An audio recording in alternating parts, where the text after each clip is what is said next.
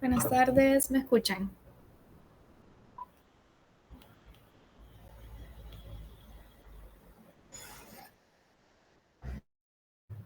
Vaya, vamos a esperar unos 2 minutos a que se conecten todos los que faltan.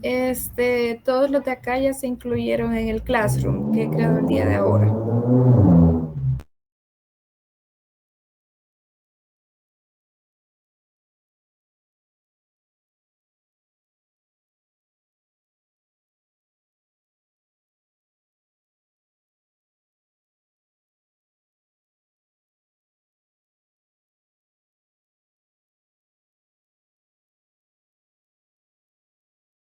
Ok, gracias. Manuel Elías, creo que usted sí me hace falta que acepte la invitación para el Classroom.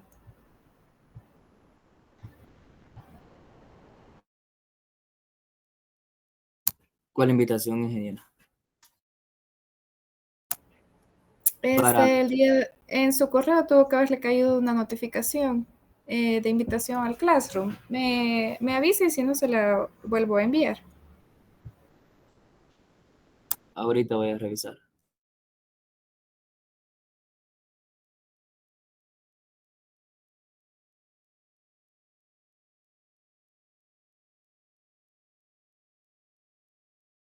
Así, aquí está, ahorita me voy a unir. Muchas gracias.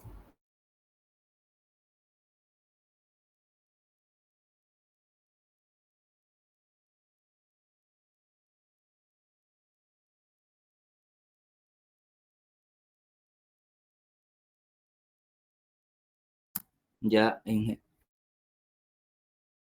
Vaya, gracias.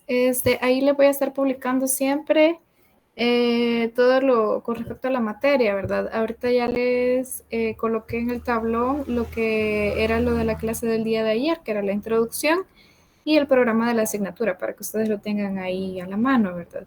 El día de ahora vamos a iniciar ya con la unidad 1 y también le voy a subir la parte de la clase.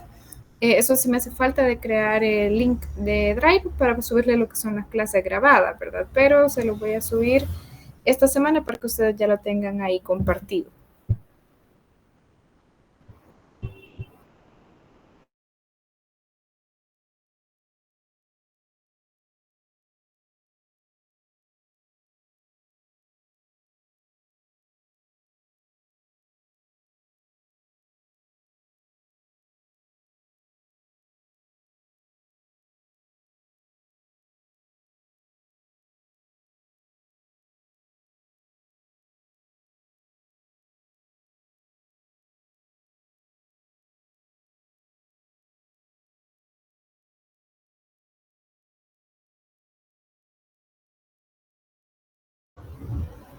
Bueno, vamos a iniciar entonces. Solo me confirman que se pueda ver la pantalla, por favor.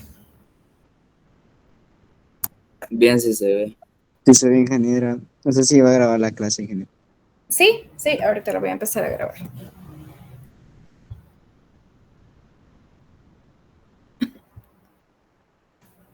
Vale, entonces vamos a iniciar lo que es la unidad 1 de esta cátedra, ¿verdad? De Procesos Químicos Industriales 2.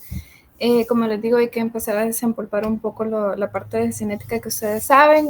La parte de microcinética es básicamente lo mismo. Cinética de velocidades de reacciones que nosotros, ustedes han tenido la oportunidad de ir viendo, ¿verdad? Pero si no, igual ahorita esta clase más que todo la van a sentir un poco larga, pero es realmente acerca de los conceptos de qué es la cinética de las reacciones químicas homogéneas.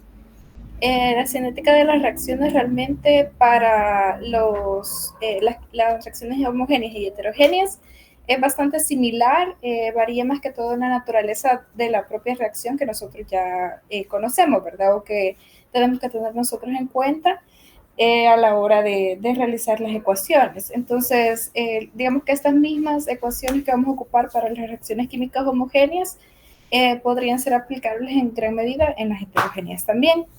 Pero, como ustedes saben, las reacciones químicas homogéneas es mucho más fácil abordarlas, ¿verdad? Porque tienen menos matices y menos factores, digamos, diferentes que pueden hacer que cuando estén ustedes aprendiendo o reaprendiendo, se les dificulte, ¿verdad? Entonces, es solo para que lo tomen ustedes en cuenta.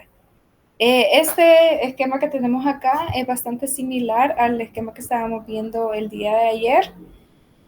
Bueno, básicamente el esquema de ayer era un poquito más corto, donde veíamos que estaba la parte de cómo se desarrollaba por métodos matemáticos y por otra parte de prueba y error. Entonces, es muy parecido, ¿verdad? De cómo funciona, pero en este caso estamos hablando como tal de la cinética química en los procesos químicos industriales. Entonces, normalmente el punto de partida de estos estudios, por así decirlo, es cuando una empresa o una persona particular decide desarrollar un estudio exploratorio. Entonces, este estudio exploratorio se puede abordar de diferentes maneras. Si nos vamos por acá, por el lado izquierdo, tenemos el estudio a escala banco, es decir, o escala de laboratorio, como nosotros lo conocemos, ¿verdad? Este estudio básicamente puede que ya esté planteado, es decir, digamos que ya esté un método de cómo se puede realizar, es decir, una reacción conocida, por así decirlo, ¿verdad? Entonces, es más fácil que al nosotros ya tener una reacción química conocida, podamos pasar fácilmente al modelo del reactor. Y también cuando nosotros tenemos una reacción química conocida, en el caso normalmente de las reacciones homogéneas, también ya tenemos, digamos que predeterminado cómo es que va o cómo es que pueden interactuar la cinética de esto, ¿verdad? Es decir, ya sabemos más o menos en qué cantidad de tiempo va a reaccionar, etcétera. Entonces, por eso es más fácil que del estudio, en este caso, se pueda pasar de una vez a la parte del modelo del reactor. Sin embargo, hay otros, y por eso está también esta parte, digamos, esta línea, otros tipos de reacciones que no están tan estudiadas y ese tipo de reacciones van a necesitar un estudio cinético.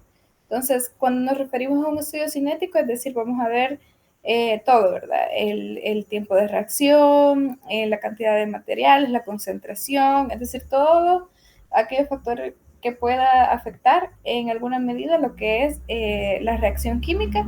Y de acuerdo a este estudio, entonces nosotros nuevamente vamos a formar un modelo del reactor, ¿verdad?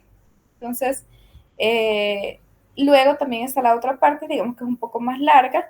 Entonces, digamos que nosotros sabemos, por ejemplo, a qué tipo de producto nosotros queremos llegar, pero sabemos que, por ejemplo, la reacción química es muy larga, como les mencionaba el día de ayer, puede que tarde 20 horas en reaccionar. Entonces, lo primero que se va a tener que hacer justo a la par del estudio exploratorio es el desarrollo de catalizadores. Estos catalizadores nos van a ayudar a que nosotros pues podamos desarrollar este tipo de reacciones en un tiempo más óptimo. Y si se fijan, tiene una doble línea porque tanto el estudio exploratorio, es decir, el estudio cinético, va a ir de la mano con el desarrollo de catalizadores. Muchas veces, digamos que no es posible desarrollar catalizadores que funcionen tan eficazmente como nosotros necesitamos, entonces a veces pues se deja esa parte de la investigación.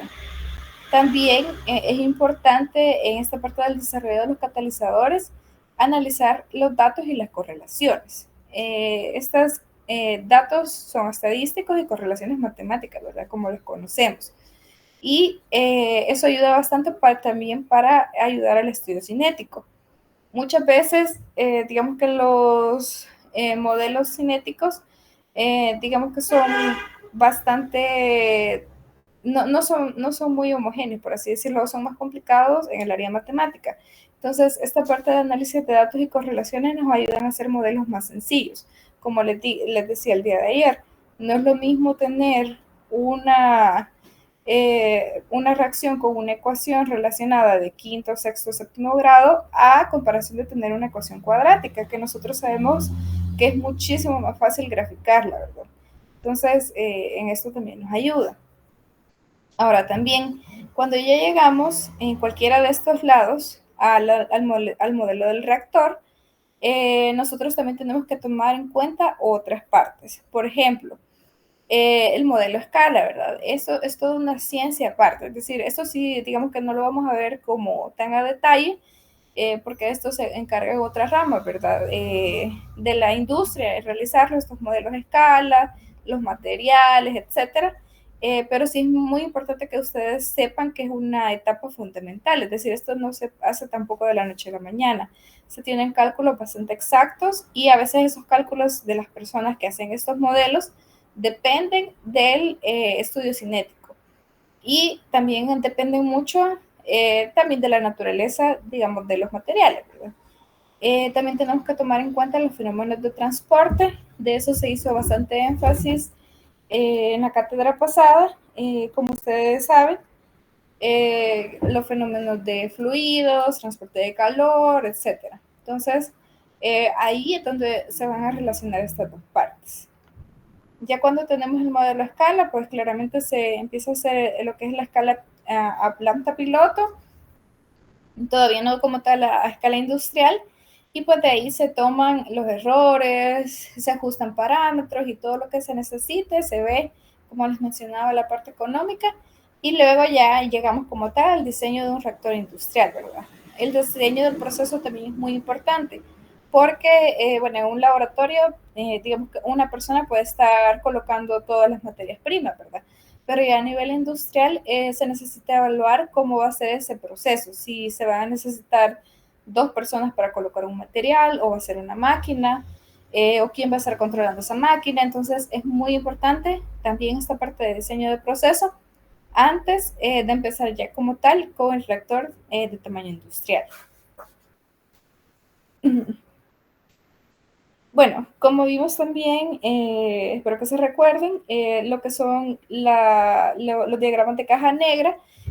Básicamente los diagramas de caja negra que veíamos en el ciclo pasado, con lo que era el balance de materia, nosotros vimos que era fundamental la parte de las entradas y las salidas, ¿verdad? En este caso es lo mismo, solo que se va a tener un reactor de por medio, ¿verdad? Es el mismo modelo. Entonces, estas ecuaciones de diseño, pues las podemos ver por una parte, como les mencionaba, por los modelos de contacto, es decir, cómo influyen los materiales, cómo entran en contacto estos dentro del reactor, digamos también cuánto se deben de tardar en mezclarse, etc. Entonces, siempre tomando en cuenta el grado de aglutinación de los sólidos, etc. Pero, además de esto, que nosotros pues yo la discutimos bastante el ciclo pasado, también está la parte cinética, ¿verdad? ¿Qué tan rápido ocurren las reacciones?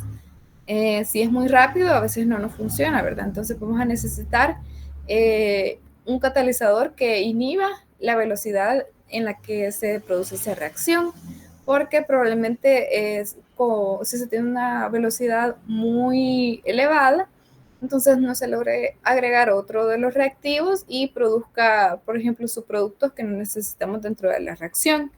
O, pues, por el contrario, como en la mayoría de los casos, que se necesita mayor rapidez para que se logre una reacción química.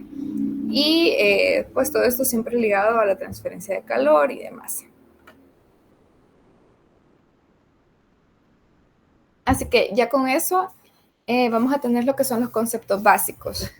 Como les decía, acá estábamos viendo como en general de qué es la unidad y ahorita sí llevan los conceptos básicos. Así que pues van a sentir quizás en algunos casos un poco repetitivo, pero es necesario que se recuerden porque en base a eso nosotros vamos a empezar también el día bueno, no, en esta semana.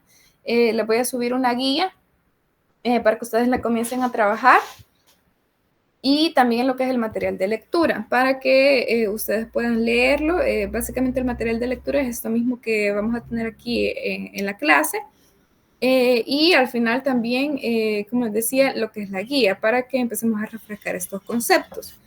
Entonces, Realmente estos son conceptos básicos de química, pero que están más ligados a lo que es la cinética química. Entonces, tenemos que recordarnos qué son los números y los coeficientes estequiométricos. Yo sé que para todas las reacciones químicas, para los balances generales, necesitamos saber cuáles son las especies, ¿verdad? En este caso, las especies químicas estarán dadas por las letras mayúsculas A, B, R y S, que son los productos y los reactivos, y los coeficientes estequiométricos, ¿verdad? Que son los que están en letras minúsculas.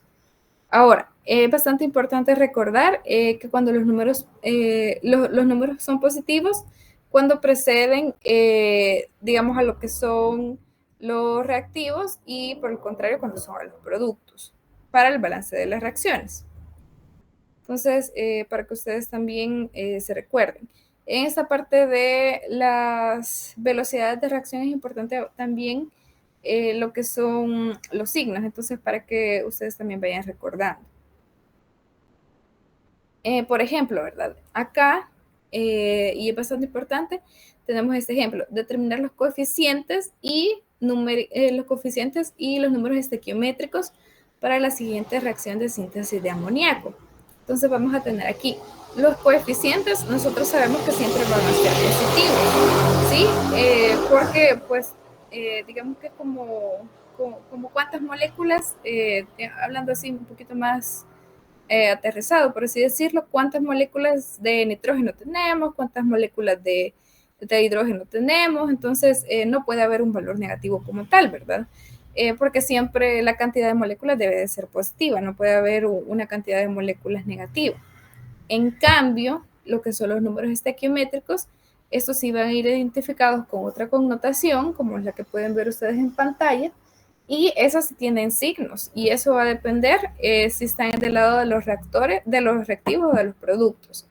Los reactivos irían con un signo negativo, porque, digamos, como les digo, digamos, más coloquialmente hablando, digamos que los reactivos son los que se van acabando cuando estamos en una reacción química, y los productos son los que se van formando. Entonces, por eso los productos van a ir con un número positivo. Entonces, es bastante importante que ustedes sepan la diferencia. Acá, en lo que es la materia, vamos a ocupar números estequiométricos. Así que para que no se vayan a confundir, porque estos números estequiométricos son los que van a ir ligados a las ecuaciones de velocidad. Ahora, también tenemos el otro concepto que se llama molecularidad. Molecularidad es el número de moléculas de reactivo que intervienen en una reacción química. Entonces, podemos tener reacciones monomoleculares que tienen una molécula de reactivo. Podemos tener reacciones bimoleculares que tienen dos moléculas de reactivos iguales o diferentes. Y las trimoleculares, que son relativamente raras, pero que implican la colisión de tres moléculas simultáneamente, ¿verdad? Entonces, vamos a ver algunos ejemplos.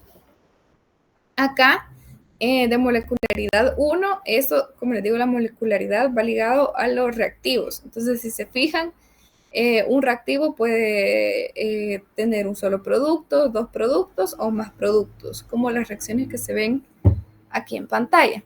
Entonces, esto, para que se recuerden, va súper ligado a lo que son los reactivos. Luego, en la molecularidad 2, tenemos este de acá, por ejemplo, esta reacción donde tenemos dos reactivos diferentes y producen dos productos diferentes. Acá también una reacción de síntesis. Bueno, en las dos son reacciones de síntesis, y en la última también, como les digo, es cantidad de moléculas. Entonces, en este caso, tenemos dos moléculas de A, por ejemplo, que forman más productos. Entonces, siempre la molecularidad va a ser de 2.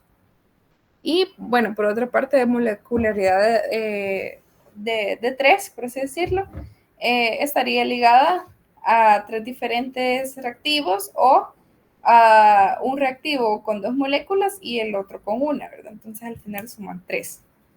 Serían esos 3 tipos de molecularidad los que tendríamos. Y, como les digo, no se vayan a confundir, porque ambos son ligados a lo que es la cantidad de los reactivos, no de los productos. El concepto número 3 que vamos a ver es el concepto de avance, extensión o progreso de la reacción, es decir, el avance de la reacción química, ¿verdad? Este va a estar súper relacionado en todas las operaciones que nosotros vamos a estar realizando en esta unidad. Entonces, bueno, esto, digamos, que ustedes están viendo en pantalla, lo van a ver mucho más desarrollado en lo que es el material de lectura, digamos, de cómo lo desarrollan matemáticamente, por así decirlo, ¿verdad? Pero en términos generales, el número de moles está directamente relacionado a los números estequiométricos. Entonces, este símbolo que ustedes ven acá es de recordar que son los números estequiométricos. Entonces, esa básicamente es la relación que tenemos con el avance de la reacción. Y con respecto a esto también vamos a estar viendo algunos algunos ejercicios en la guía, ¿verdad? Entonces, por ejemplo, para todas las especies, bueno, y esto lo representan como epsilon, lo que es el avance de la reacción. En general, digamos que se pueden ocupar todas estas para la resolución de ejercicios, todas estas relaciones ustedes las pueden sacar o las van a poder sacar, digamos, en cada una de las reacciones químicas que tengan, ¿verdad? Dependiendo de la ecuación, así va a ser lo que ustedes van a plantear. Pero también se puede resumir en esta, ¿verdad? En la integración de la expresión del avance de la reacción química de un elemento. Por ejemplo, si tenemos una reacción química de combustión, entonces acá podemos poner el avance de reacción y aquí la I sería un elemento, ¿verdad? El avance de reacción del carbono, por ejemplo. Entonces tenemos que ver el número de moles finales del carbono, es decir, ya cuando está en términos de productos, menos el número de moles al inicio de la reacción de ese mismo carbono, entre lo que es el número estequiométrico. Entonces, y siempre recordando lo que son los signos, ¿verdad? Para tener correcto todo lo de la ecuación, ¿verdad? Si está en los productos o en los reactivos, ¿verdad? El cuarto concepto que va bastante relacionado es el grado de conversión. Si ustedes se fijan, se parece bastante. Lo único que cambia aquí con respecto a la ecuación anterior es que aquí nosotros colocamos el número estequiométrico y en cambio acá se colocan los moles iniciales. Entonces, es el grado que nosotros conocemos como grado de conversión, ¿verdad? Se puede hacer para cada uno de los elementos químicos que están interviniendo en una reacción. Y bueno, esto se va a poner como subíndice, ¿verdad? Para que nosotros podamos ir indicando. Realmente también acá nosotros podemos predecir lo que es el avance de reacción máximo y se relaciona con esta ecuación. Como les digo, en el material de lectura que les voy a subir, pues ustedes van a poder ver un poquito más a detalle cómo es que se van desarrollando todas las reacciones químicas, toda la parte matemática de este tipo de ecuaciones que vamos a ocupar en las reacciones químicas, en la velocidad de reacción, grado de conversión, pues para que ustedes lo estudien, ¿verdad? Y en la próxima clase, pues si ustedes no comprendieron algo, pues igual me consulten, ¿verdad? Sin ningún problema. Luego está el quinto concepto, que tenemos el tipo de alimentación en la reacción química. Entonces, esto es sumamente importante porque muchas veces en los problemas, en los ejercicios que vamos a estar viendo, se tienen términos técnicos, que en este caso puede ser uno de estos, ¿verdad? Por ejemplo, puede tener un ejercicio que me diga, tenemos una alimentación estequiométrica, una alimentación equimolar, y nosotros tenemos que saber interpretarlo, ¿verdad? Porque puede que no tengan muchos datos, pero que esos datos no nos sirvan específicamente para el problema porque se está dando una alimentación de los reactivos de una forma diferente. Entonces es importante pues que ustedes lo puedan interpretar para evitar equivocaciones, ¿verdad? Tanto en la parte de laboratorio y bueno, ya cuando si ustedes llegan a trabajar también en un laboratorio, es necesario que también no se vayan a equivocar en estos conceptos básicos, ¿verdad? Entonces, para que ustedes también lo tomen en cuenta. Y bueno, solo para repasar un poco, ¿verdad? Relación alimentación estequiométrica, bueno, es que se hace de acuerdo a la reacción química, ¿verdad? Primero siempre tienen ustedes saben que balancear la ecuación. Equimolar es que va a ser el igual número de moles de alimentación. Alimentación con reactivo en exceso, pues ahí como lo menciona la palabra, digamos que tal vez no puede tener establecido como tal, digamos, ¿verdad? Cuánto va a ser el reactivo en exceso y ustedes lo tienen que calcular antes de iniciar, digamos, con todo el ejercicio, con todo el problema, con toda la parte del laboratorio. Entonces, y si algunas alimentaciones se pueden considerar como cercanas a lo estequiométrico, esto más que todo se considera en el laboratorio, no tanto como que se los voy a poner yo en un ejercicio, porque queda bastante ambiguo, ¿verdad? Entonces, básicamente nosotros aquí en la clase vamos a estar ocupando esos tres, pero también es posible que en algún momento ustedes vean esto ya en la vida real, ¿verdad? Tenemos como tal, creo que todos conocemos y tenemos vigente este concepto de reactivo limitante. Reactivo limitante es aquella especie química que en una reacción se consume antes que los demás reactivos, ¿verdad? El reactivo limitante puede variar, es decir, si a nosotros en el ejercicio nos dicen cuánto es la cantidad de dos reactivos, entonces ustedes deben de calcular cuál es el reactivo limitante de esos dos, ¿verdad? Y pues con respecto a eso se estará haciendo todos los cálculos a seguir. Entonces es sumamente importante que ustedes sepan cómo calcularlo, ¿verdad? Para pues poder seguir una buena línea dentro de los ejercicios.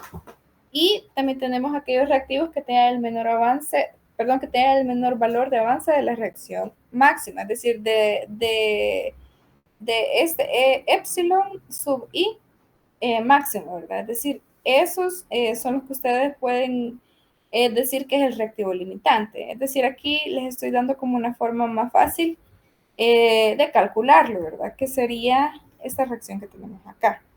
Entonces, ustedes creo que igual ya han visto cómo se saca. Tienen que calcular todos los avances de reacción máximo y de acuerdo a eso compararlos para saber cuál va a ser el reactivo limitante. Si no se recuerdan de eso, igual nosotros vamos a estar haciendo ejercicios en estas clases para ahí refrescar un poco el conocimiento. Pero bueno, después de haber visto esos conceptos, que como les digo son, quiero ver, 6, ¿verdad? 6 conceptos fundamentales que tenemos que tener así, como dicen, ¿verdad? En la punta de la lengua para poder nosotros empezar a ver como tal lo que es la cinética de las reacciones químicas o la velocidad de las reacciones químicas. Realmente la velocidad de reacción, como les decía, es la velocidad de desaparición de los reactivos, cuánto se ha consumido los reactivos para que se puedan producir, valga la redundancia, productos. Y todo esto tiene que ver con un factor clave, que va a ser el tiempo. Y, como les decía, va a ser positiva para los productos porque se están formando y van a ser negativa para los reactivos porque son los que se están consumiendo.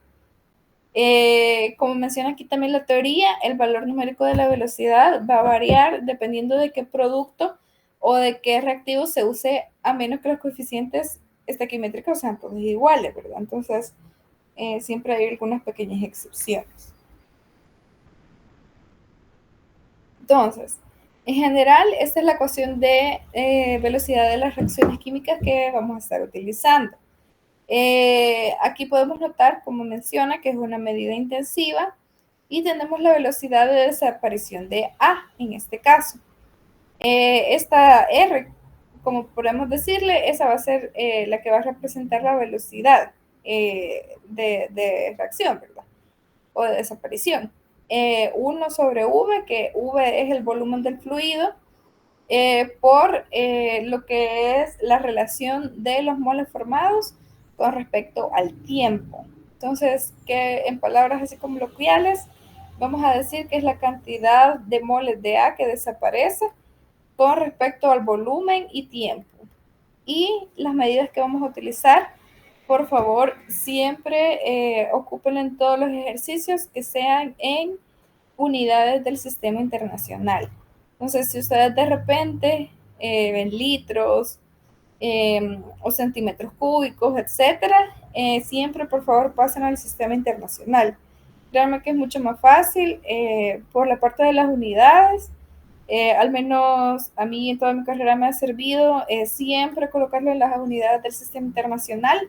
Si de repente al final se les pide sistema de CGS o cualquier sistema adicional, digamos, de medida que les coloquen, entonces ya al final ustedes con la respuesta en sistema internacional es mucho más fácil hacer la conversión a estar ocupando diferentes unidades en todo el ejercicio y después de último tratar de ver si lo hicieron bien, ¿verdad? Entonces, además de que, como les digo, para la parte de las conversiones es más fácil, también es más fácil identificar de qué se está hablando, ¿verdad? Ya sabemos que son moles, ya sabemos que son metros cúbicos y segundos, ¿verdad?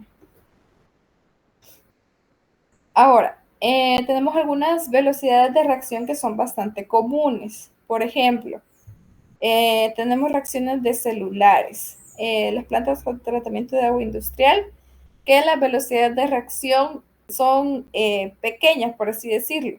Es decir, rondan lo que son las potencias de -4 y -3.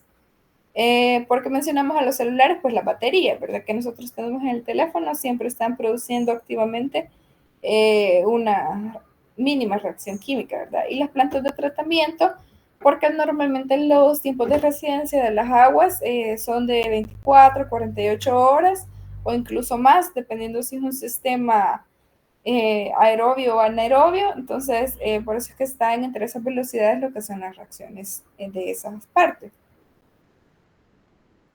Luego tenemos lo que es una persona descansando, que va a estar en las potencias de -3 y -2, porque sabemos que todos los órganos del cuerpo siempre están teniendo constantemente un movimiento y podemos tener reacciones internas, ¿verdad? De los alimentos, etcétera, y también del cerebro.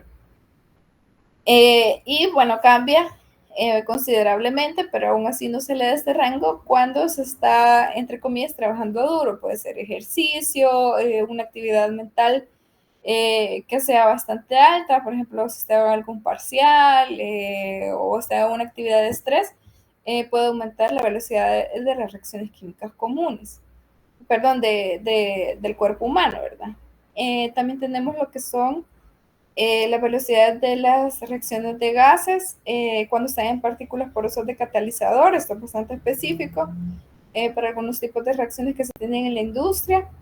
Hornos de cartón, motores de chorro, motores de cohete y las reacciones bimoleculares en esas variables es que son las que se tienen, digamos, más con mayor potencia en la parte de la velocidad de las reacciones químicas, es decir, que se producen cada vez más rápido.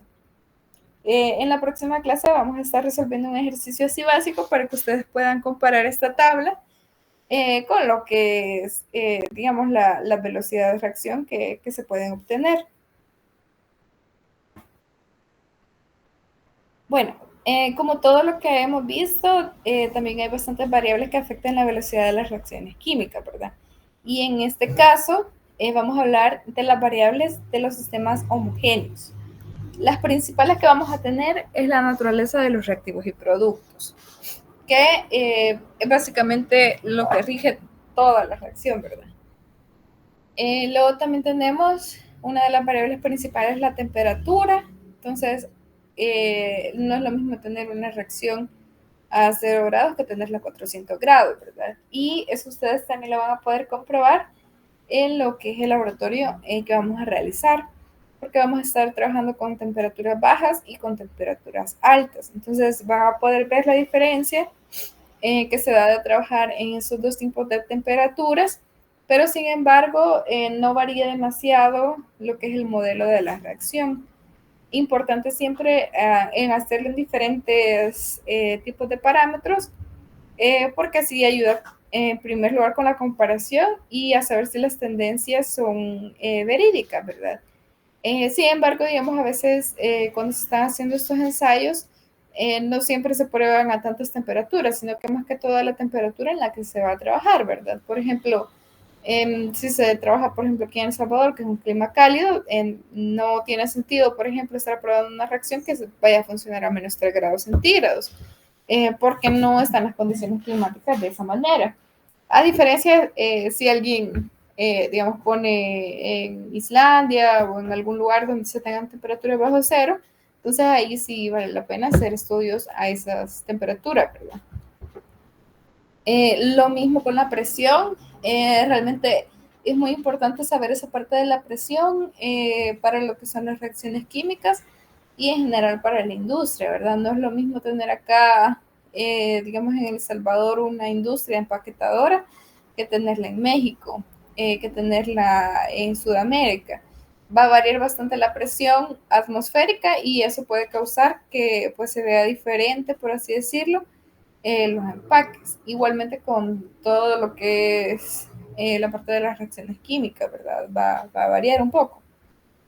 También otro de los factores es la composición de las variables más evidentes. Esto va a depender mucho de qué reactivos se estén utilizando y del lugar, ¿verdad? Entonces es bastante ambiguo, pero las variables evidentes pueden variar, ¿verdad? Si se está utilizando, por ejemplo, un reactivo que tenga un color amarillo, por ejemplo, entonces se va a evaluar, esa sería una de sus variables más evidentes, porque no va a ser lo mismo que ustedes vean el reactivo que está más amarillo al inicio o no, ¿verdad? Entonces, puede que depende del color o el pH sea importante o el nivel de acidez, entonces, bueno, que es lo mismo, pero, o sea, ustedes van a evaluar ahí cuál es lo más evidente. Ahora, otra cosa importante son los catalizadores. Y esto va a ir muy ligado, como les decía, a si las reacciones químicas van a necesitar inhibirse o acelerarse, ¿verdad? Entonces, también van a ir ligados como una de las variables para determinar la velocidad de las reacciones. Ahora, tenemos diferentes aplicaciones para lo que es la reacción, para lo que son las reacciones o cinéticas. Una de las aplicaciones que nosotros podemos ver es cuando se tiene la cinética de la reacción de transesterificación para la producción de biodiesel.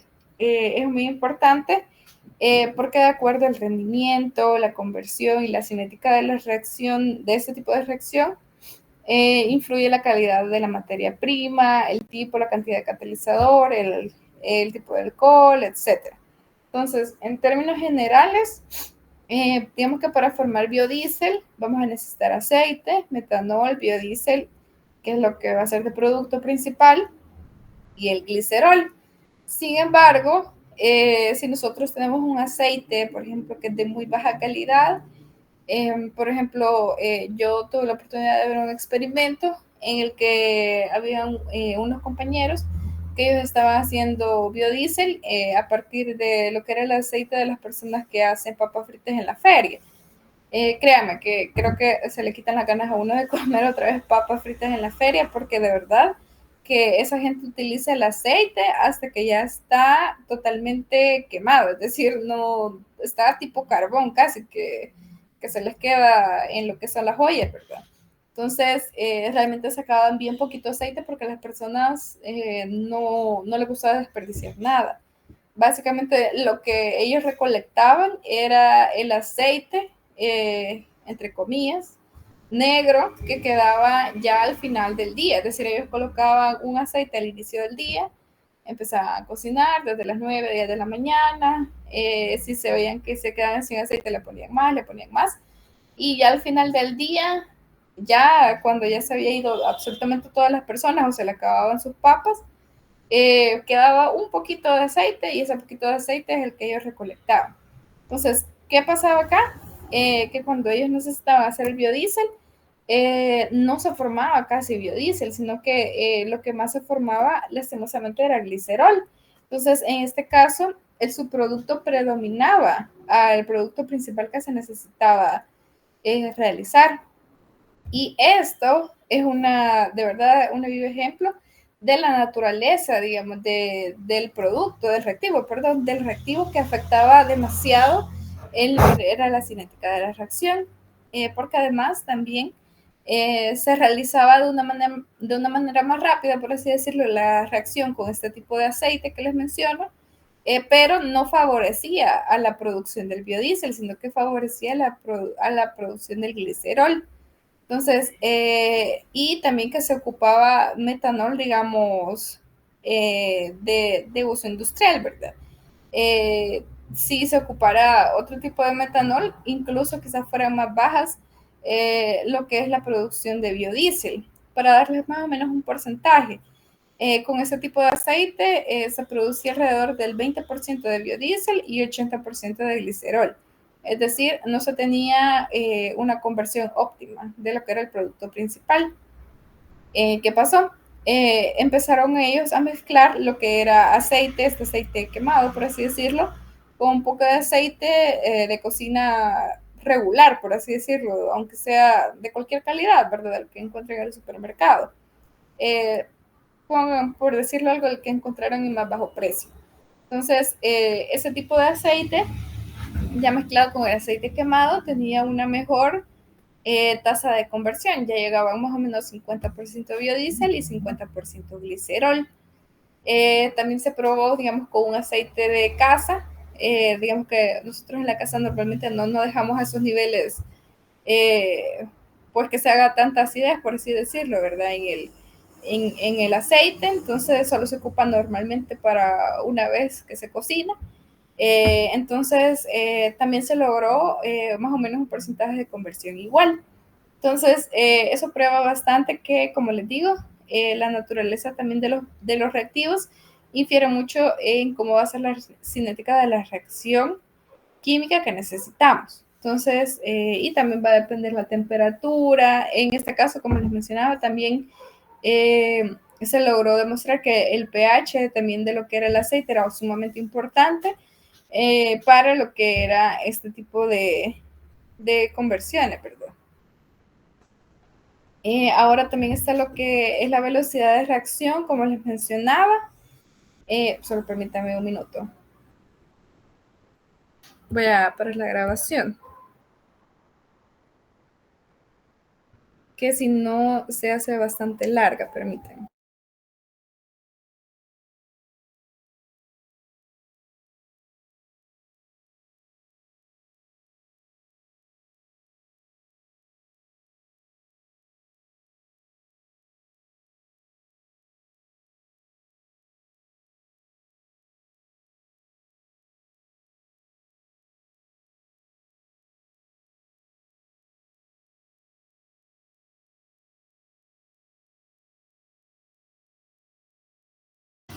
Vaya, vamos a continuar. Entonces, es que si no se hace bastante largo y después no se logra subir bien al drive.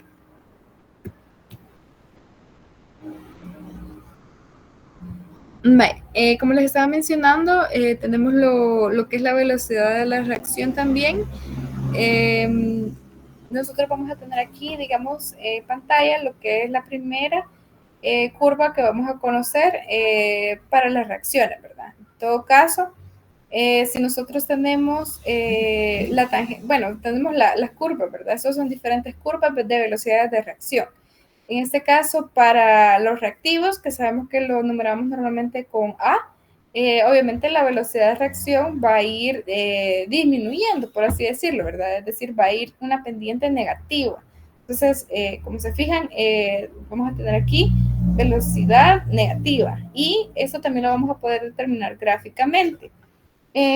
Digamos que esta pendiente, no sé si se recuerdan en matemáticas, la tangente a la pendiente, en este caso sería igual a la concentración por el tiempo, sobre el tiempo. Entonces, y de igual manera para los productos, ¿verdad? Los productos se van formando, entonces la curva o la pendiente va a ser positiva. Entonces, y la velocidad también va a ser positiva. Y igualmente, ¿verdad? Si trazamos una pendiente, entonces se va a poder calcular de la misma manera. Es muy importante que ustedes se recuerden de esto porque, por ejemplo, bueno, ustedes van a tener muchas formas de hacerlo.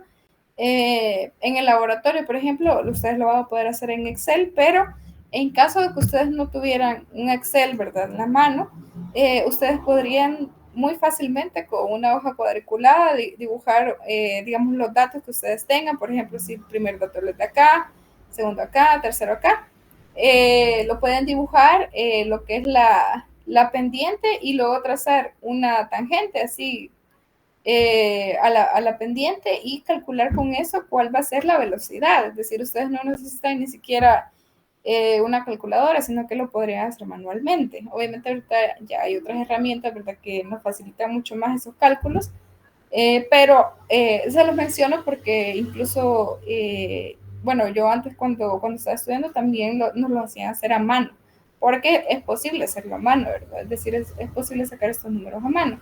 Obviamente no va a ser con la misma precisión que una computadora, ¿verdad? Es decir, nunca va a ser comparable, porque obviamente pues hay error, digamos, humano, ¿verdad? Puede que también no se trace la tangente exacta, etcétera, pero sí se puede sacar a mano. Entonces, es importante para que ustedes también lo vayan recordando, pues a lo largo de la asignatura. Vamos a tener diferentes reacciones de acuerdo al orden, ¿verdad? Es lo que les mencionaba. Si es de orden 1, va a ser fácil, por así decirlo, ¿verdad? Porque vamos a tener este tipo de curvas. Por ejemplo, velocidad sobre la concentración de los reactivos, lo vamos a poder ver así. Si es de reacción de orden 2, se va a ver más o menos así, lo que es la curva. Y si es reacción de orden 0, normalmente se va a ver de esa manera, ¿verdad? Va a ser una línea recta paralela a la horizontal. Ahora, también tenemos algunos otros factores que afectan, por ejemplo, el efecto de la temperatura en los reactivos. Entonces, es lo que les mencionaba, ¿verdad? No va a ser igual que nosotros digamos que están a temperaturas de 0 centígrados a que están a temperatura de 400 centígrados. Y básicamente también vamos a tener la relación que tenemos acá, que a mayor temperatura vamos a tener mayor energía cinética de las partículas y mayor frecuencia, es decir, frecuencia de los choques, ¿verdad? Es decir, vibraciones, y mayor porcentaje de choques eficaces, es decir, mayor velocidad de la reacción. Entonces, sí sabemos que la temperatura afecta bastante, para que puedan darse este choque entre moléculas y pueda darse más fácilmente una reacción química. Por otra parte, a menores temperaturas es al revés, ¿verdad? Que se tienen menos choques y por lo tanto menos porcentaje o menos velocidad de reacción. Tenemos también los que son los términos dependientes de la concentración en la ecuación cinética. Esto es lo que les estaba mostrando, ¿verdad? Que se tienen a veces reacciones competitivas y a veces reacciones simultáneas. Entonces, cuando son competitivas es que de un mismo reactivo salen dos productos y dependiendo cuáles sean las condiciones, cuáles sean la naturaleza, se puede dar que uno de los productos se dé mayor porcentaje que el otro. Pero también se pueden dar a veces dos reacciones simultáneas, es decir, con dos reactivos diferentes en exactamente las mismas condiciones, puede que se dan dos reacciones simultáneas. Y por eso es bastante importante que se haga el estudio cinético, porque dentro del estudio cinético se puede identificar si se está dando alguna de estas dos, digamos, situaciones y así ver cuál es el factor que favorece más al producto que yo necesito o cómo hacer que disminuya la eficiencia para el subproducto que no necesito, ¿verdad? Entonces, eso es sumamente importante, pues de que nosotros podamos estudiar y ver en todos los experimentos que se realizan. También hay reacciones que son en serie, que esas son un poco más fáciles, digamos, en términos de evaluar factores. Sin embargo, para este tipo de reacciones en serie, para lo que hay que tener cuidado es la velocidad en que se va a dar cada una de las reacciones en serie, ¿verdad? Porque, por ejemplo, si es una reacción en serie, pero las dos reacciones se dan de manera demasiado rápida, entonces ahí se tiene que tratar de encontrar un catalizador que pueda inhibir, por ejemplo, que esté más rápido este tipo de reacción, o uno para acelerar, ¿verdad? Entonces, también tenemos lo que son la representación de una reacción elemental. Como les menciono, esto va a estar un poco más detallado ya en su guía para que ustedes lo puedan ir a leer ahorita que finalice la clase, quizás para que no les quite tiempo entre semana. Pero las ecuaciones se pueden expresar por la ecuación de velocidad, ¿verdad? Vamos a tener también, ya vimos cómo se relacionaba, por ejemplo, la ecuación de velocidad con lo que era la concentración y el tiempo y los moles, pero también se puede relacionar con las presiones parciales. Entonces, esto es bastante importante porque a veces los ejercicios nos dan, por ejemplo, las presiones parciales. Nosotros decimos, bueno, esto no nos puede ayudar, pero sí, en realidad sí sí pueden ayudarse porque tienen esas relaciones o ecuaciones que los relacionan, ¿verdad? Entonces, si ustedes, por ejemplo, a partir de una presión parcial de A, obtienen la velocidad de A, entonces ya pueden calcular, digamos, también por relaciones, cuál va a ser la concentración de A.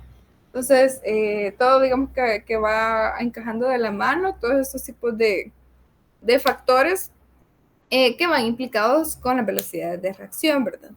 Y para cada una de las velocidades es sumamente importante porque se aplica desde las velocidades de primer orden, lo que es la constante de velocidad, que en este caso las constantes de velocidad se representan con la letra K. Entonces, por ejemplo, acá tenemos esta reacción, ¿verdad? Que 2A reacciona para formar 2R. Entonces, acá se ha representado a la constante de velocidad como K1. Y se dice que es de orden 2 porque tenemos acá lo que es al cuadrado, ¿verdad? Entonces, por eso se dice que es de orden 2. Entonces, si se fijan acá, va todo directamente relacionado, ¿verdad? Y bueno, ya para ir finalizando esta clase, vamos a tener otro ejemplo que es la planta de tratamiento de aguas residuales.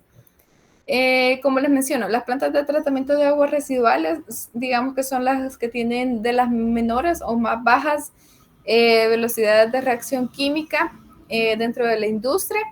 Y esto, como les digo, depende bastante de la naturaleza de la planta. Esta que les voy a presentar acá es como una modelo, pero realmente las plantas de tratamiento no tienen una estructura definida. Y eso es importante que ustedes lo sepan también. No es lo mismo estar tratando, aunque sean del mismo rubro. Les voy a decir marcas, pero para que ustedes entiendan. No es lo mismo tratar aguas residuales de la Coca-Cola que de Pepsi. Las dos son gaseosas, las dos tienen unos niveles similares de azúcar, pero los procesos son sumamente diferentes. El agua por ejemplo, el grupo Coca-Cola está aquí, la planta Nixapa que tienen aquí carretera a San Salvador, ¿verdad? Y en cambio PepsiCo tiene su embotelladora aquí camino a Lourdes. Entonces esas dos aguas están en dos departamentos diferentes, en dos situaciones completamente diferentes, incluso presión, temperatura y los minerales que cada una de las aguas que ellos recolectan es sumamente diferente. Entonces, por eso es que las plantas de tratamiento no tienen como tal una estructura súper definida, sino que tienen etapas definidas. Y esas etapas básicamente se definen en pretratamiento, tratamiento primario, tratamiento secundario y terciario en algunos casos, no en todos. Entonces, el pretratamiento básicamente es como una remoción física, por así decirlo. Ustedes pueden verlo, digamos, en las industrias, que a veces las alcantarillas tienen algunos tipos de zarandas, algunos tipos de filtros que ayudan a que no llegue todo a lo que es la planta de tratamiento, ¿verdad? Entonces, todos esos filtros que van previo, por eso se dice pretratamiento, previo a ingresar a la planta se le llama como pretratamiento de las aguas. Y bueno, ustedes van a poder ver ahí también, ¿verdad? Como les decía, son tanques de alcantarillado lineal, algunos incluso tienen algunas etapas de bombeo, pero sobre todo se remueven sólidos de gran tamaño. Es decir, aquello que se puede, así en términos sencillos, agarrar ustedes con la mano. Eso es lo que quita el pretratamiento.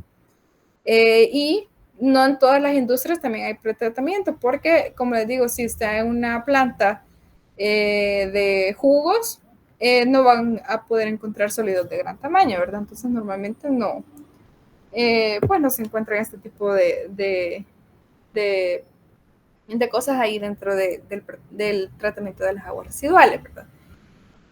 Luego está la parte de lo que es el tratamiento primario. Este sí, ya lo van a poder tener todos. No siempre está en todas las industrias, pero en general en este tipo de procesos se puede tener decantación, flotación, clarificación, filtración y neutralización.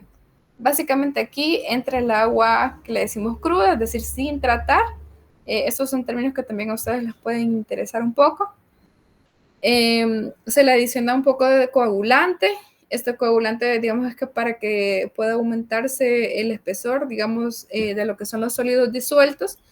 Y normalmente también se le agregan floculantes, que igual sirve de igual manera para que se pueda, como les digo, en términos muy coloquiales, que se pueda como asentar, así como que no quede sobre, ¿verdad? De las partículas, sino que queden abajo.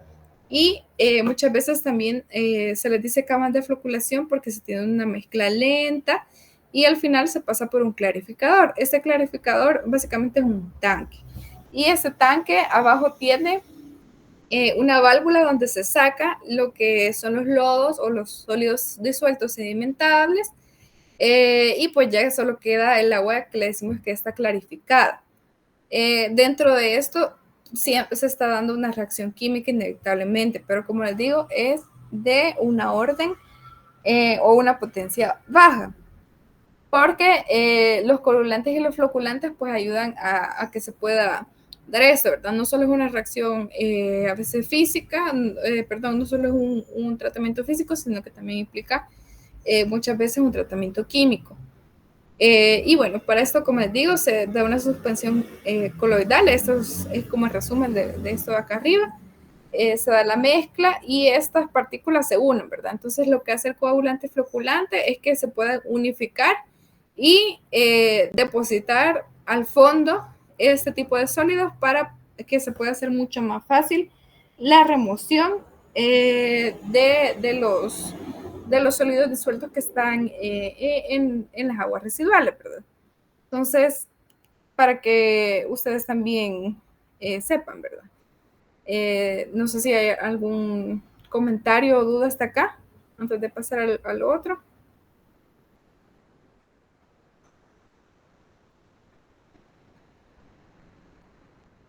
No, ingeniero.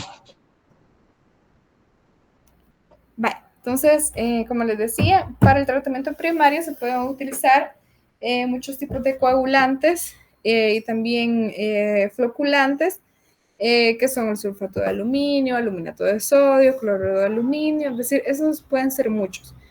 Como les digo, su principal función es que se puede hacer un precipitado voluminoso y absorbente. Y para que se puedan formar esos tipos de lodos. No hay uno específico. A veces, digamos que las industrias que venden este tipo de productos, normalmente ellos saben las propiedades químicas de cada uno de estos componentes, ¿verdad? Y lo que hacen, o el modelo de venta, por así decirlo, porque ustedes van a decir, bueno, si no sé cuál ocupar, entonces, ¿cómo lo compro? Entonces, ¿qué es lo que hacen? Van, hacen visitas técnicas, toman muestras del agua y se lo llevan al laboratorio. ¿Qué es lo que hacen? Lo ponen con diferentes, puede que incluso prueben todo su catálogo y de acuerdo a lo que ellos prueban en el catálogo, ya le dicen a su cliente, ¿verdad? Bueno, nosotros les recomendamos ocupen este. Entonces van y hacen pruebas. Normalmente les dan una semana o de prueba, porque en una semana normalmente ya tiene que haber pasado 1 o 2 ciclos. Como les digo, las plantas son bastante lentas, de 24 a 48 horas de retención, entonces 1 o 2 ciclos de lo que son las aguas, ¿verdad? Entonces ahí se ve si funcionó o si no funcionó. Y a veces también a estos que están acá se le pueden inyectar lo que son catalizadores para que aún el efecto sea más. Pero pues todo esto implica también un costo, ¿verdad? Entonces, lo más recomendable es que con un solo producto se pueda dar el tratamiento primario para evitar los costos. Entonces, bueno, y esto también, ¿verdad? Se tiene que tener una mezcla adecuada, que no sea inadecuada, es decir, que no sea solo, digamos, de un sentido y que no solo una poca barrera es la que se vaya a mezclar, ¿verdad? Sino que sea una mezcla homogénea. También aquí tenemos un poco de lo que son las curvas.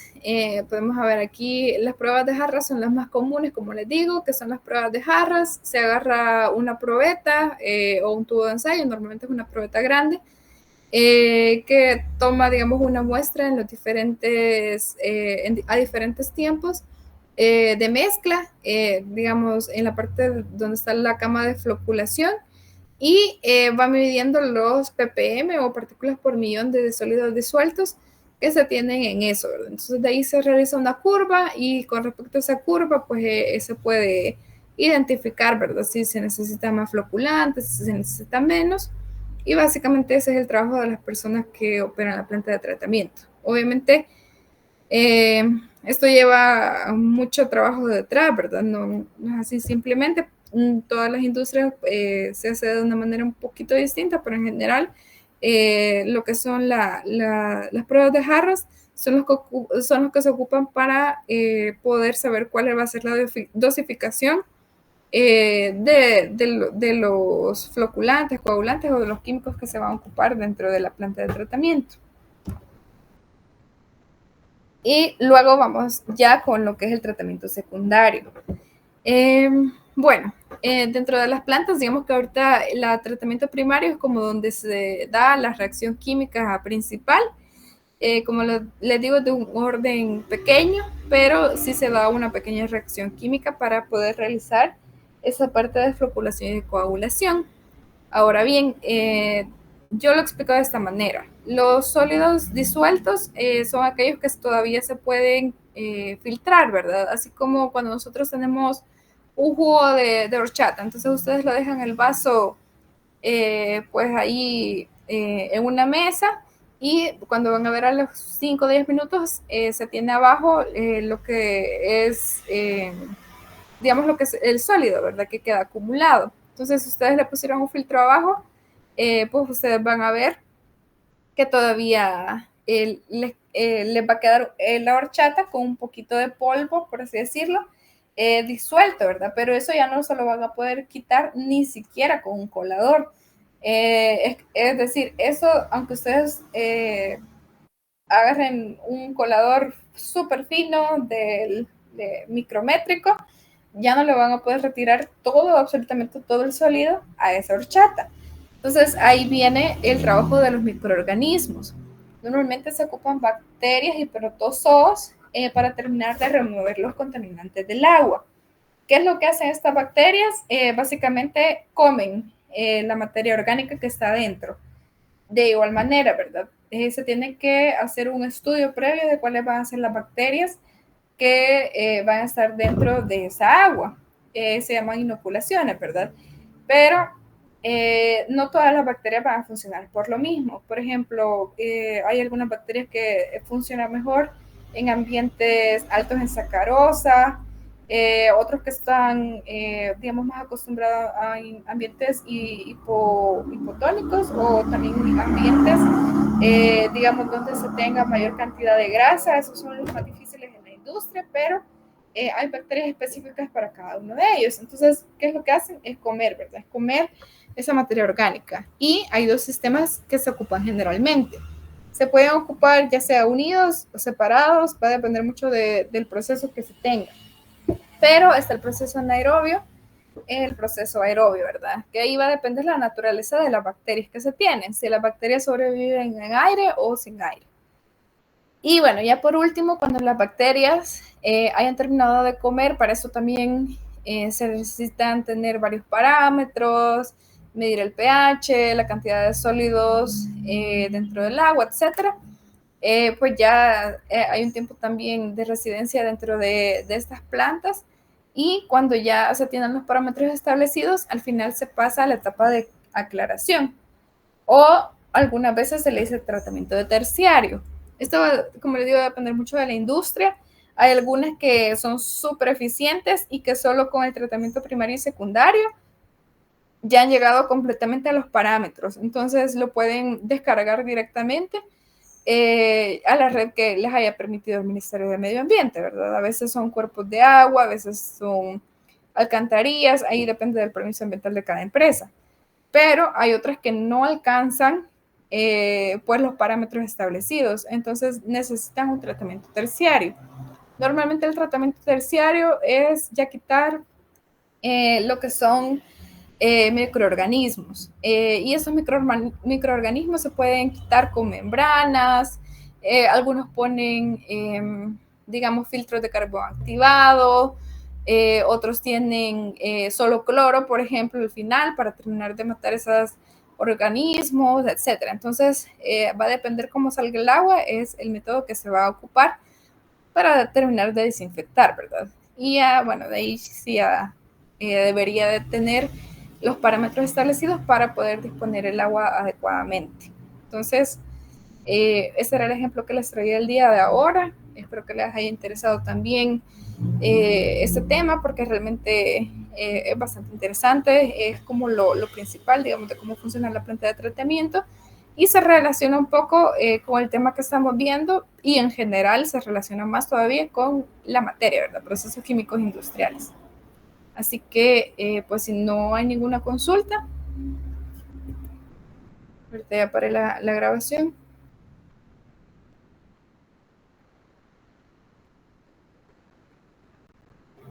No sé si tienen alguna consulta hasta acá, y pues si no, lo dejamos hasta acá la clase, ¿verdad? Ok. Bueno, Vaya, de acuerdo. Entonces, les quedó pendiente entonces en el transcurso de esta semana subirle lo que es el material de lectura. Voy a tratar también de subirles la guía para que al menos ustedes la puedan ver. Y también les voy a subir la clase, sí, se la voy a subir. Ahorita la hice en 2 partes porque si no iba a quedar muy larga y a veces no se puede descargar, ¿verdad? O cuesta mucho cargarla en cuestión de tiempo. Entonces, se lo voy a colocar en el aula. Si hay alguno que todavía no ha podido ingresar, me avisa. Y para que estén todos ahí al tanto de la clase, ¿verdad? Entonces, de aquí nos veríamos hasta la próxima semana, hasta el próximo lunes. Así que tengan un feliz día. Gracias, igual, Inge. gracias, ingeniero. Feliz tarde. Usted igual.